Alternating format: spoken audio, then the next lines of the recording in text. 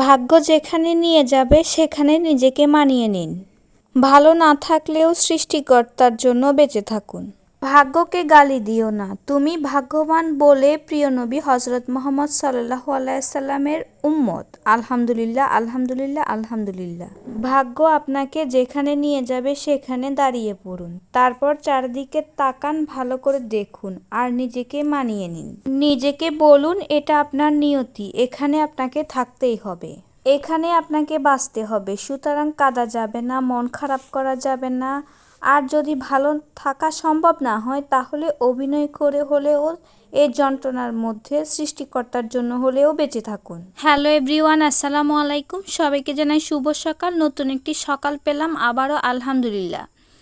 সবাই কেমন আছেন? আশা করছি সবাই ভালো আছেন। আমি অর্গানিক শপ থেকে তানিয়া বলছি। আমার একটি নতুন ব্লগ ভিডিওতে আপনাদের সবাইকে স্বাগতম। আশা করছি সবাই আমার ভিডিওটা দেখবেন এবং কেমন লেগেছে কমেন্ট করে জানাবেন। তো আমি আমার কাজ দিয়েই শুরু করলাম। সকালেই ঘুম থেকে উঠে বাইরে কিছুক্ষণ হাঁটতে গেলাম। অনেকক্ষণ বাইরে হাঁটলাম এবং আমার গাছগুলোকে পানিও দিলাম। দেখলাম একটা গাছে ফুলও ফুটেছে, সন্ধ্যা মালতী, খুব ভালোই লাগলো। যদি সন্ধ্যাবেলা ভিডিওটা করতে পারতাম তাহলে আরও বেশি ভালো লাগতো। সন্ধ্যাবেলা করলে ফুলটা একদম বড় বড় দেখাতো, এখন সকাল হয়ে গেছে সেই জন্য একটু ছোটই দেখাচ্ছে, তাও ভালো লেগেছে। গাছগুলোকে পানি দিয়ে আমি বাসায় চলে আসলাম।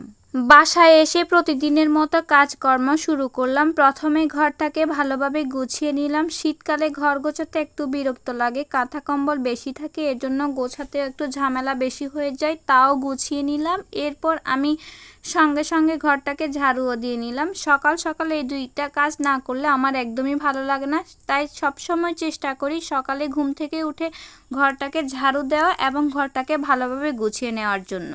এরপর সঙ্গে সঙ্গে নিজেও একটু ফ্রেশ হয়ে নিলাম। চলে গেলাম রান্নাঘরে। রান্নাঘরে এসেই দেখি নাস্তা বানানো হয়ে গেছে, রুটি, সবজি, চা এবং সঙ্গে ছিল কলা। নাস্তাটা শেষ করে নিলাম। এরপর আমি ফ্রিজ থেকে মাছ মাংস যা যা রান্না করবে সেগুলো বের করে নিচ্ছিলাম। প্রথমে ফ্রিজ থেকে মাংস বের করে পানিতে ভিজিয়ে দিলাম, এরপর মাছগুলোকেও পানিতে ভিজিয়ে দিলাম।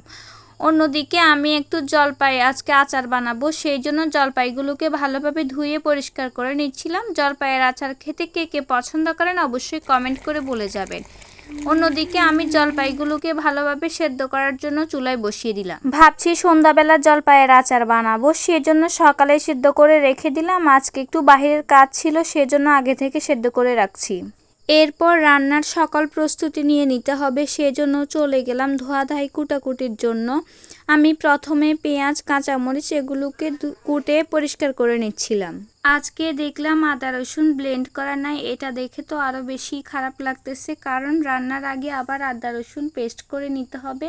আমি এর জন্য কিছু পরিমাণে আদা রসুন কেটে নিচ্ছি, শুধুমাত্র আজকে রান্নার জন্য যা যা লাগবে সেই পরিমাণে আমি আদা রসুনগুলোকে পরিষ্কার করে নিচ্ছিলাম। এরপর আমি যে পেঁয়াজগুলো লাগবে রান্নার কাজে সেই পেঁয়াজগুলোকে ভালোভাবে কুটে নিচ্ছিলাম এবং কাঁচামরিচগুলো কেটে নিচ্ছিলাম। কাঁচামরিচ কাটতে খুব বেশি বিরক্ত লাগে কারণ হাত জ্বালা পোড়া করে।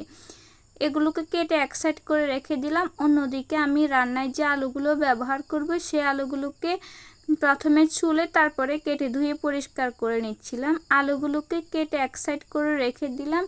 চলে গেলাম যে আদা রসুনগুলোকে ব্লেন্ড করতে হবে সেগুলো ব্লেন্ড করে নেওয়ার জন্য। আমি আদা রসুনগুলোকে এখন ব্লেন্ড করে নিচ্ছি।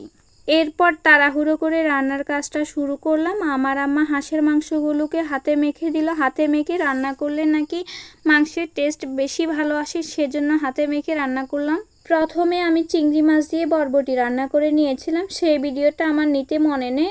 এরপর আমি এক চুলাতে মাছগুলো রান্না করে নিলাম, অন্য চুলাতে আমি মাংসগুলোকেও রান্না করে নিলাম। এরপর দেখতেছি আমার আম্মা বাড়ি থেকে কিছু মাছও কিনে আনলো। মাছ কিনে আনে ওইগুলোকে ফ্রিজে রেখে দিল। এ পর্যন্ত আমার রান্নাগুলো শেষ হয়ে আসছে। আমি রান্নাগুলো শেষ করে এক সাইড করে রেখে দিলাম। তাড়াহুড়ো করে রান্নার কাজটা শেষ করলাম। শেষ করে একটু ফ্রেশ হয়ে নিলাম। ফ্রেশ হয়ে নিজে একটু রেডি হয়ে নিলাম। আজকে একটু বাইরে কাজ ছিল সেজন্য আমি রেডি হয়ে বাইরে চলে গেলাম। কাজটা সেরে তাড়াতাড়ি বাসায় চলে আসলাম। বাসায় এসে আবারও ফ্রেশ হয়ে নিলাম। ফ্রেশ হয়ে একটু রোদে দাঁড়ালাম। শীতের এই রোদটা অনেক বেশি ভালো লাগে। আজকের ভিডিওটা এ পর্যন্ত ছিল। যারা যারা এতক্ষণ পর্যন্ত আমার ভিডিওটা দেখেছেন অবশ্যই কমেন্ট করে জানাবেন কেমন লেগেছে। সবাই ভালো থাকবেন, সুস্থ থাকবেন। আল্লাহ হাফেজ, টাটা।